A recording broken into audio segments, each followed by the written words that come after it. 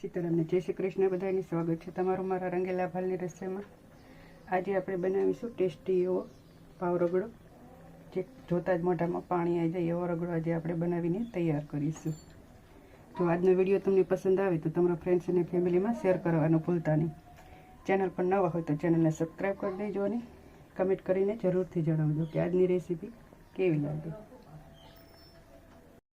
तो अँ पाव रगड़ो बनावा माटे 1 कप जेटला मैं सूका वटाणा ने सवारे पलाળી दीधा हता अने अँ मैं गरम पानी में पलाळ्या हता। तो वटाणा एकदम सरस रीते आपणे पलળી गया है। आ रीते प्रेस करशो तो वटाणो एकदम भांगी जाय छे।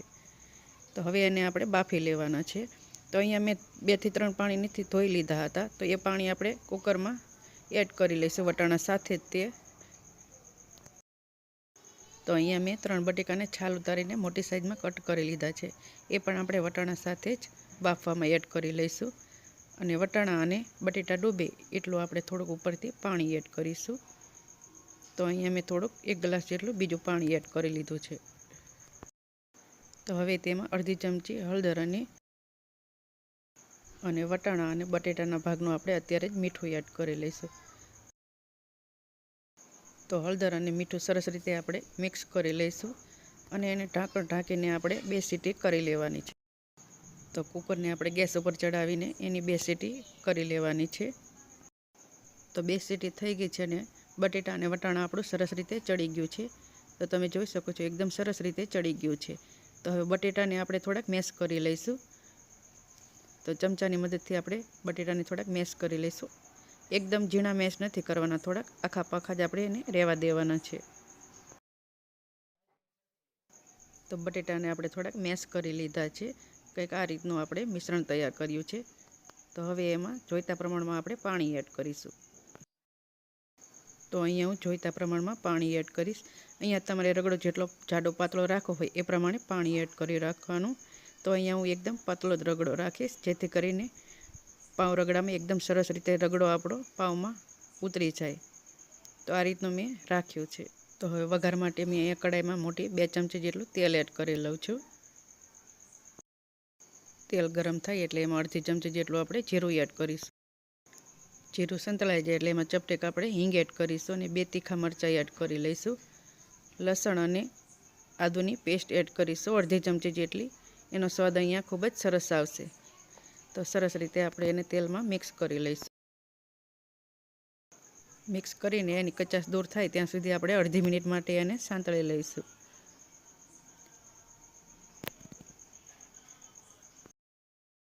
हवे एमां 2 कापेली डूंगળી एड करी लईशुं। अहींया 2 डूंगळीनी मैं झीणी कट करी लीधी छे। तो एने सरस रीते आपणे तेलमां मिक्स करी लईशुं अने लाल कलरनी थाय त्यां सुधी आपणे एने સાંતળી लेवानी छे।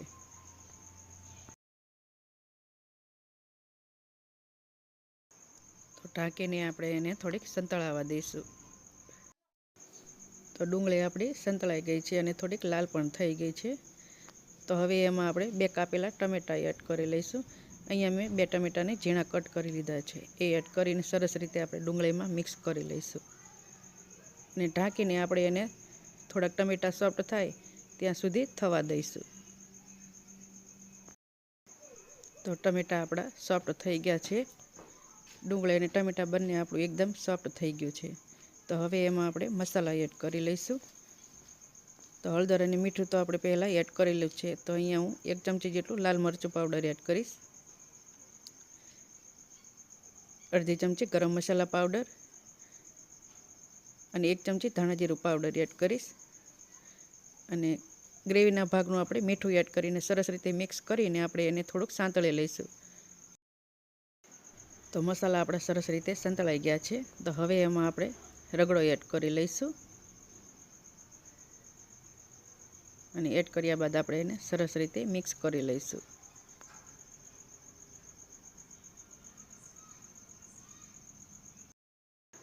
अहींया मैं थोड़ोक पातळो ज राख्यो छे, जेथी करीने आपणे पाव रगड़ा खाती वखते एकदम सरस रीते पावमां उतरी जाय।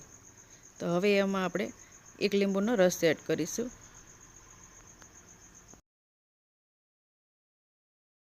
અને अर्धी चमची धाणा जीरुं एड करीने आपणे सरस रीते मिक्स करीने એને આપણે 3 થી 4 મિનિટ માટે સરસ રીતે ઉકાળી લઈશું, જેથી કરીને રગડાનો સ્વાદ એકદમ સરસ આવે।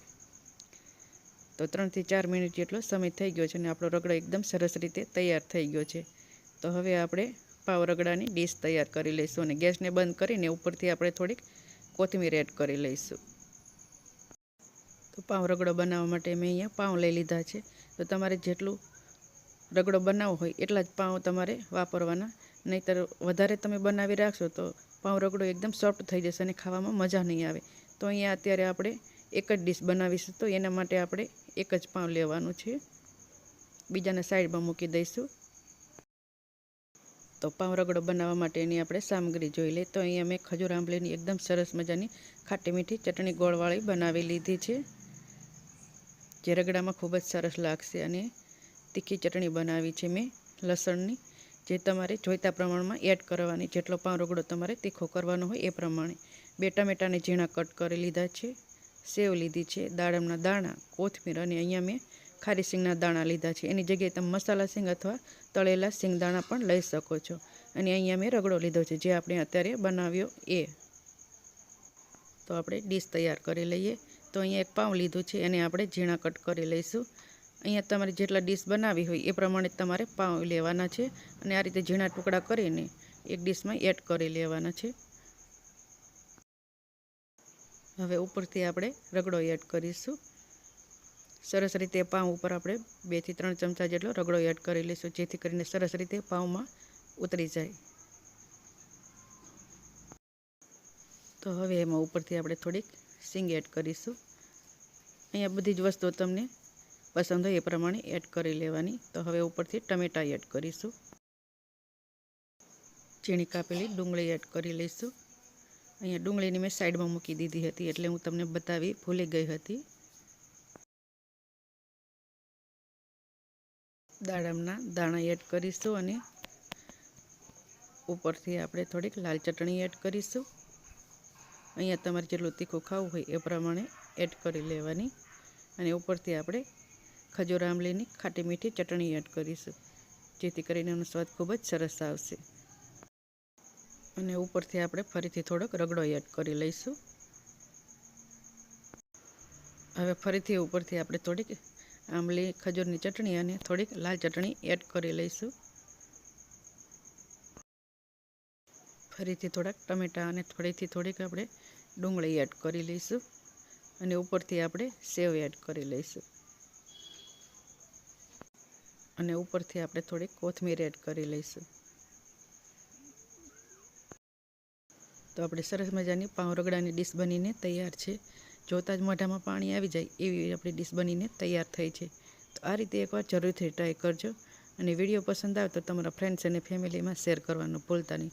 અને જો ચેનલ પર નવા હોય તો ચેનલને સબસ્ક્રાઈબ કરી દેજો અને કમેન્ટ કરીને જરૂરથી જણાવજો કે આજનો વિડીયો તમને કેવો લાગ્યો।